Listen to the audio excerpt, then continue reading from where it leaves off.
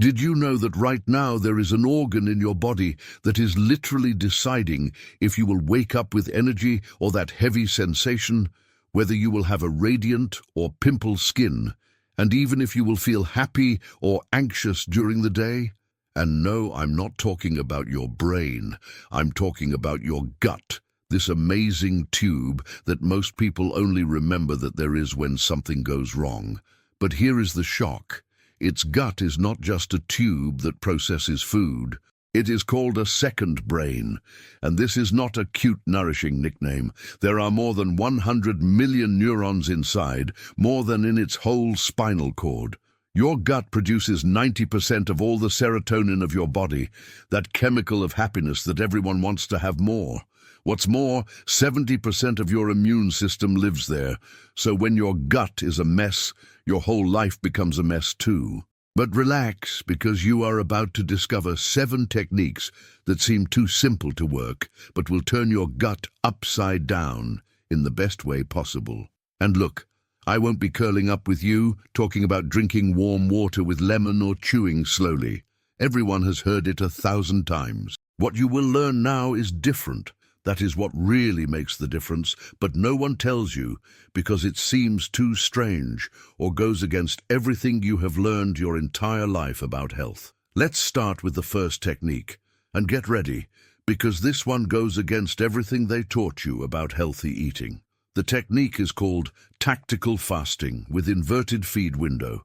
But calm, it's not that crazy fast to be without eating all day. It's different. Look how it works. Your gut needs rest time to repair yourself, just as your muscles need rest after training hard. But most people wake up and already put breakfast down, even before they are really hungry, then pinch something in the middle of the morning, have lunch, eat in the afternoon, dinner, and still pass the fridge before bed. Your gut never rests. It is as if you make your stomach work in 3 straight shifts without time off. The inversion works like this. Instead of eating early on, you wait until you really feel hungry. That hunger that comes with a snoring in the stomach, not that desire to eat by habit or anxiety. For most people, this happens about 4 or 5 hours after waking up. Then you eat your first meal and have a window of 6 to 8 hours to make all your meals of the day. Then it closes the window and let your gut rest for 16 hours. During this rest period, something magical happens called autophagy, which is when their cells begin to eat the broken and damaged parts of themselves and recycle everything. It is literally a deep cleaning happening inside you. Intestinal coating cells regenerate, inflammation decreases, and those bad bacteria that love to pinches remains of food all the time start to starve. But there is a detail that no one tells you. No use doing this fast and then clogging the crap face in the power window. It would be like cleaning the whole house and then throwing trash on the floor again. So in your power window, you need to be strategic, and it takes me straight to the second technique, which is so simple that you will think I'm playing with you. The second technique is called extreme diversity in small quantities, and here is the trick. Instead of eating a food sheet with 3 or 4 ingredients, you will do exactly the opposite. It will eat smaller portions, but with an absurd variety of different foods in the same meal. Studies show that people who eat more than 30 different types of plants per week have a variety of intestinal bacteria much larger than people who always eat the same things. And diversity of bacteria is the holy grail of intestinal health. The more different types of good bacteria you have, the better your gut works. But how do you do it in practice without becoming a professional chef? It's easier than it sounds. You take your plate, and instead of putting a mountain of white rice and a chicken fillet, you put a spoonful of brown rice, a quinoa spoon, half a cup of black beans, half a cup of chickpeas, a handful of varied green leaves, tomatoes, grated carrots, raw beets, a little fermented cabbage, some sunflowers bits, a drizzle of olive oil, and season with saffron, ginger, and black pepper. Okay, you just had more than 15 different plant types in a single meal. Each different plant feeds a different group of bacteria in its ens tino. It's as if you are giving a full buffet to the whole ecosystem that lives inside you, instead of always giving the same sick food. And here comes the turn. People are obsessed with eating giant amounts of healthy food, but forget that variety matters more than quantity. You don't have to eat a kilo of broccoli. A spoonful of broccoli, a spoonful of cabbage, a spoonful of cauliflower, and a spoon of cabbage do much more for your gut than a kilo only of broccoli. It is simple math. More variety equal more different types of fiber, and each fiber feeds different bacteria. Now comes the third technique, and this one will make you rethink all about supplements. Most people, when they think about fixing the gut, soon runs to buy expensive probiotics in the pharmacy. But there is something much more powerful and cheap than living bacteria, and it is the prebiotics. Think like this. Probiotics are the good bacteria you put inside. Prebiotics are the food these bacteria love. It's no use you stick a lot of new bacteria in your gut if you don't have food for them to eat, because they will starve in a few days. It's like buying a fish full of fish, but forgetting to put food in the aquarium. So the 3 technique is called concentrated prebiotic bombing, and works like this. You choose a period of 7 to 10 days, and during this period, you will consume absurd amounts of specific prebiotic foods.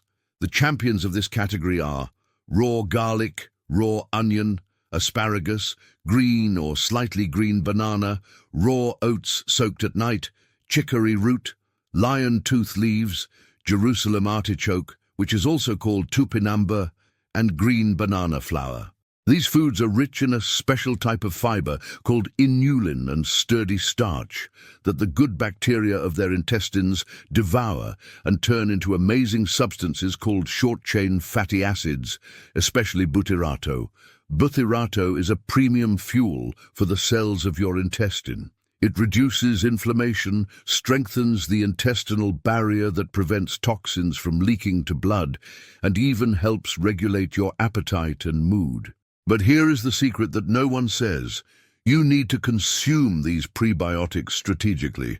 If you have never eaten these things and suddenly stuck a kilo of raw onion down below, you will spend the next 3 days with a swollen belly looking like a balloon and dropping gases like there was no tomorrow.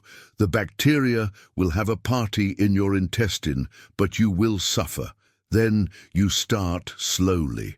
On the first day, you eat a tablespoon of raw oats, soaked with half a tooth garlic mixed in the food. On the second day, you increase a little. On the third day, it increases a little more. In a week, you can eat decent amounts of these foods without becoming an airship balloon. And during this prebiotic bombardment, something amazing happens. Good bacteria begin to multiply like rabbits, while bad bacteria die from hunger because they cannot digest these specific fiber types. It is a silent war happening within you, and you are giving all the weapons to the right side to win. Now, the fourth technique will seem half disgusting at first, but it is too powerful to be ignored. It is called controlled exposure to environmental microbes, and basically means you need to stop living in a sterile bubble. The human gut has evolved for millions of years in constant contact with soil, water bacteria, the plants that we got straight from the earth. Nowadays, we wash everything with detergent, use gel alcohol all the time, eat food that comes in plastic after going through 50 sterilization processes. Its gut is literally dying of boredom because it has no variety of microbes entering. So the technique works like this. You will start eating some homemade fermented foods that have living bacteria, not those pasteurized market versions that kill all bacteria.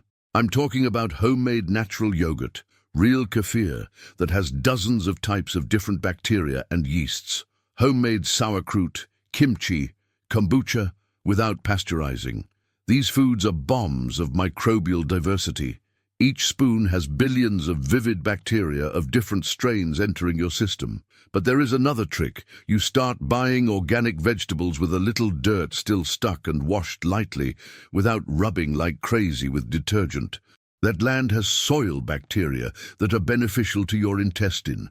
In the old days, we ate these microbes from the soil without even realizing it. Today, we kill everything, and your gut misses this variety. Obviously, you will not eat land, but stop sterilizing every square inch of your food already makes a huge difference. And there is one more thing in this technique. You spend more time outdoors, especially in places with nature such as parks, forests, gardens. Studies show that people who spend time regularly in natural environments have greater intestinal diversity than people living only in closed urban environments. This is because you inhale and come into contact with environmental microbes that help educate your immune system and diversify your intestinal bacteria. It is like a constant download of biodiversity happening by the air. The fifth technique will mess with a habit you have probably has since childhood and find it completely normal. It is called rhythmic hydration with liquid restriction during meals. It seems complicated, but it is simple. Most people drink water all the time during the meal, especially when the food is too dry or seasoned. The problem is that when you fill your liquid stomach while you eat, you dilute the gastric juices that are essential to breaking the right food. Its stomach produces hydrochloric acid, digestive enzymes, all calibrated in the perfect concentration to dismantle that food and extract nutrients. When you play half a liter of water inside, you are diluting this whole process. The result is that the food is ill-digested to the intestine, and then the intestinal bacteria have to be able to break large particles of food that should have been broken before. This generates excessive fermentation, gases, swelling, and feeds the wrong microbes. So the technique works like this. You stop drinking any liquid starting half an hour before eating and only drinking back an hour and a half after the meal. During the meal, at most a few small sips if you really need it. It seems difficult at first, but in 3 days you get used to it. And here is the part of rhythmic hydration. Instead of pinching water all day in 6, you drink larger volumes of water at strategic times. When you wake up in the morning, before you eat anything, you drink from 300 to 500 milliliters of water at room temperature or slightly warm. This wakes up the entire digestive system and stimulates the peristaltic movement, that is that wave of contractions that pushes everything forward in the gut. Then you drink water generously between meals, but always far from the times of eating. Your body learns to moisturize right at the right times, and digestion is absurdly better. Now comes the 6th technique. And this is what people resist the most, because it involves moving something that everyone loves, the temperature of the food. The technique is called digestive thermal shock and works based on a simple principle.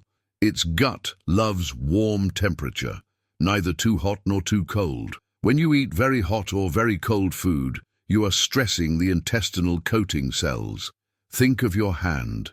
If you put it in boiling water or ice, your skin suffers. It turns red, inflames. The same thing happens with the delicate cells of your intestine, but you don't see or feel at the time. Very hot food damages the intestinal mucosa and may even change the balance of bacteria, because some types of good bacteria are sensitive to extreme temperatures. And very cold food, like ice cream, milkshake, ice water with ice, slows down the entire digestive process because your body needs to spend energy to warm everything before you can digest. It's like trying to make a car engine run at a temperature below 0. It will choke and work badly. So the rule is your food must be warm or at room temperature, never smoking and never cold. When you drink something, it should be water at room temperature or slightly warm. It sounds embarrassed at first, especially if you are addicted to cold water, but in 2 weeks you notice a giant difference. Less swelling, less gases, faster and smooth digestion. Your intestine cells stop being in constant defense mode and start working right. And it has a bonus. Studies show that people who consume food and drinks at a more neutral temperature have less measurable intestinal inflammation in the exams. The part of the thermal shock comes from a strategy you use once a week. You have a contrast bath, alternating warm water and cold water in the abdomen for a few minutes. This stimulates blood circulation in the abdominal region and improves the functioning of all digestive organs. It sounds crazy, but it works because you are training your blood vessels to respond better to stimuli, and this optimizes oxygen delivery and nutrients to intestinal cells. And finally, we arrived in the seventh technique, which is the most underestimated of all, but perhaps the most important. It is called reprogramming of the brain-intestine axis through conscious abdominal movement. Remember that I said at first that your gut is called second brain?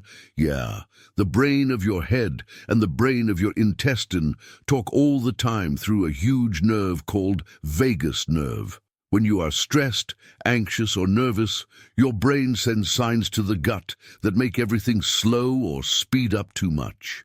That's why you get diarrhea before an important presentation, or spend days without going to the bathroom when you are very anxious. Most people think this communication is a one-way brain to intestine, but it is not.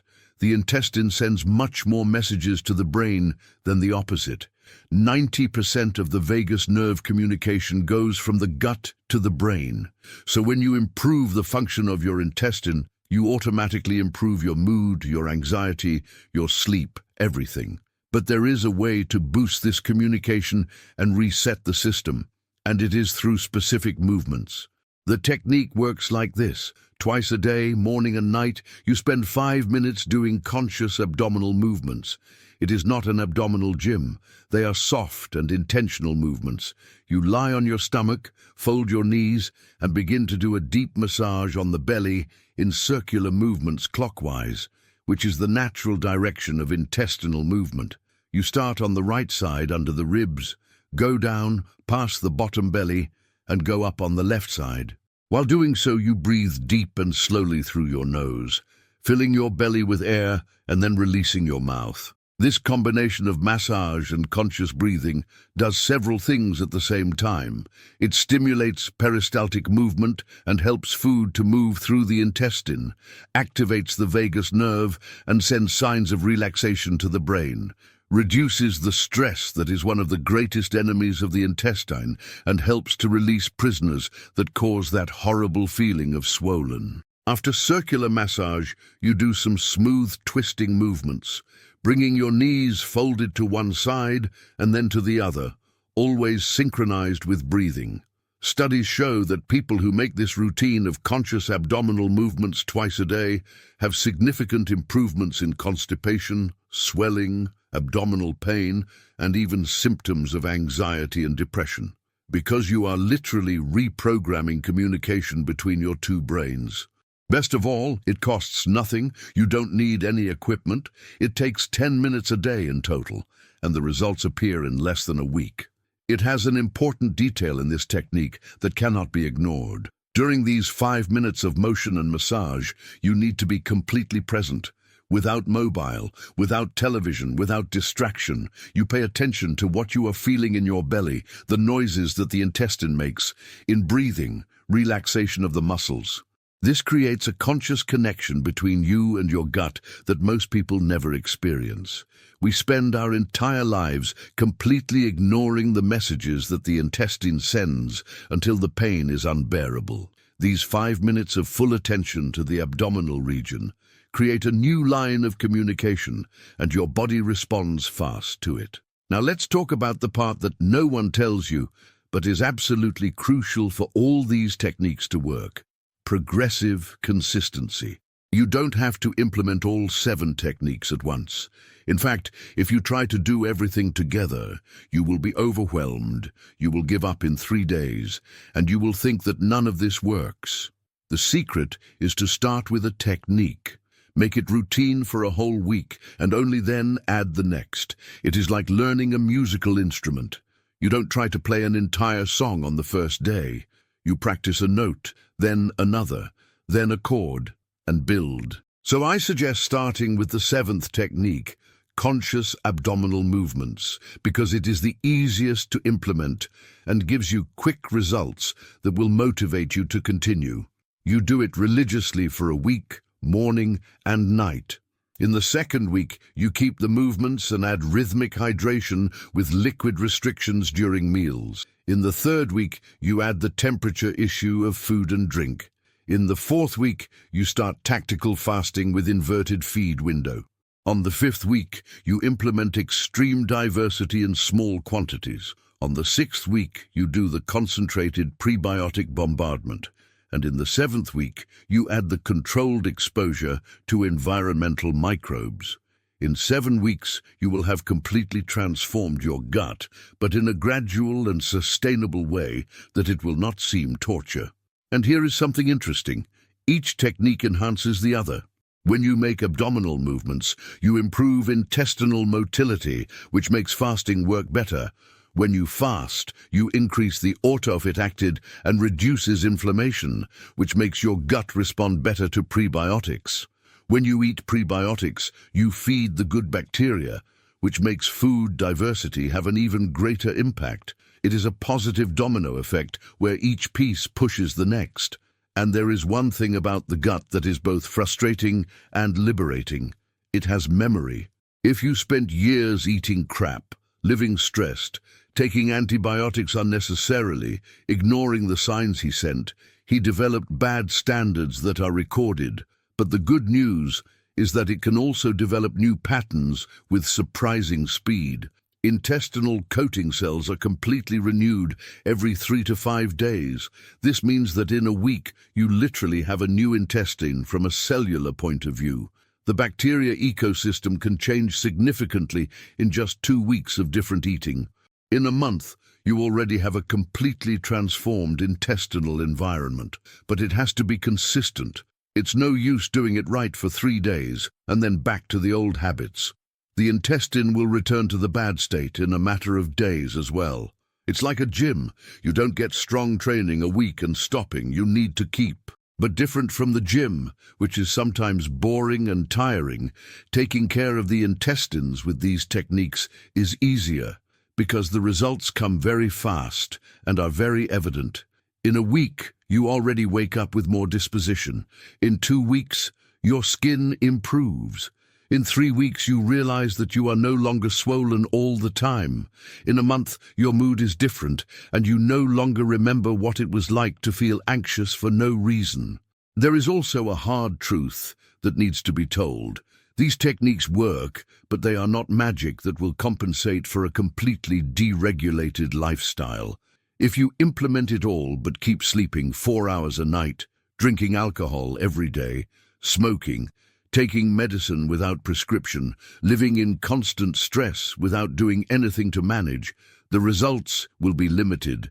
The intestine is part of a larger system that is your whole body, and this system needs complete support. But if you are willing to make these changes and also minimally take care of the other aspects of health, the results are transformative. One question that always appears is about supplements. People want to know if they need to take probiotics in capsule, L-glutamine, digestive enzymes, all those expensive things they sell on the internet. The truth is that if you implement these 7 techniques right, you probably don't need any supplement. Your body will produce enough enzymes. You will cultivate your own good bacteria through food and fermented, and your gut will repair yourself. Supplements may be useful in specific cases of disease or disability diagnosed, but for most people are unnecessary if the base is well made.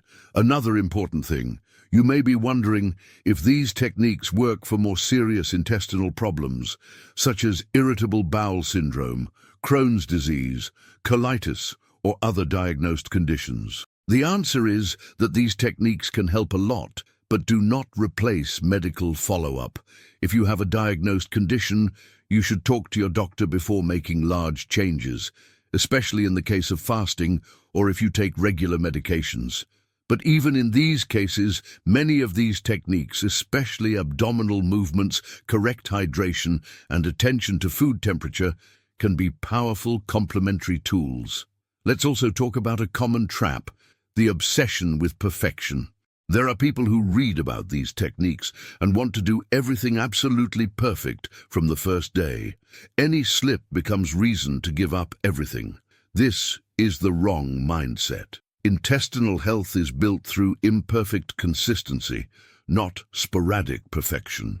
It is better to do the techniques in a messy way, but every day, than to do perfect for 3 days and give up. If you drove the fasting window because it was on a birthday and ate cake at night, no problem. Tomorrow you come back. If you took a cold soda because you were on a hot day to die, life continues. You only come back to warm water later. The important thing is the general tendency of your behavior, not every isolated individual decision. And here's a secret that changes everything. Your gut responds much faster to positive changes than any other part of the body. You can train muscle for months before seeing visible result. You can take care of your heart for years before you feel real difference. But the gut responds on days. It is almost immediate gratification. And this is too motivating. When you realize that in a week doing abdominal movements you are already going to the bathroom regularly without an force, when in 2 weeks with fasting you wake up without that feeling of stomach, when in 3 weeks eating diversity you realize that you no longer have that tiredness of the afternoon, you are addicted to doing right because the results are obvious. One last thing about implementation. Prepare your environment for success. If you have decided to make extreme diversity in small quantities, shop thinking about it. Have different seeds at home, varied grains, diverse vegetables. If you are going to do fermentation, separate some pots and learn to do. If you are going to make abdominal movements, choose a comfortable place of the house and a fixed time. The atmosphere has shaped your bad habits so far, so you need to reject the environment for it to support your new habits. It is much easier to eat right when your refrigerator is full of good options than when you have to leave home to buy. So to summarize without making a list, because the idea is that you understand the complete concept. Your gut is a living, complex organ full of trillions of bacteria that influence every aspect of your physical and mental health. He needs rest through tactical fast to repair himself. It needs extreme diversity to cultivate a rich bacteria ecosystem. He needs abundance prebiotics to feed the right bacteria. It needs exposure to various microbes to maintain the trained immune system. It needs intelligent hydration that does not disturb digestion. It needs proper temperature of food and drink so as not to suffer thermal stress. And he needs movement and conscious attention to optimize communication with his brain. Implementing these 7 techniques progressively over weeks, you are not just fixing your gut. You are changing the base on which all your health rests on, because a healthy gut means better nutrient absorption, which feeds all organs. It means less systemic inflammation, which prevents disease. It means proper production of neurotransmitters, which improves humor and cognition. It means strong immune system, which protects you from infections. It means efficient elimination of toxins, which make skin and body cleaner. It is the domino effect, but in the right direction this time. And the most amazing of all is that you have control over it. It does not depend on expensive medicine, a specialist physician difficult to find, complicated treatment. It depends on you. Make different choices every day. Pay attention to what you eat, when you eat, how you eat, and to devote a few minutes a day to consciously connect with this body part that you probably ignored your whole life. Your gut is there right now, working non-stop, trying to do the best you can with what you give it to him. It's time for you to repay and give him the tools he needs to really thrive. And when your gut thrives, you thrive together. It is simple, and that is powerful. Click the screen now and watch the next video.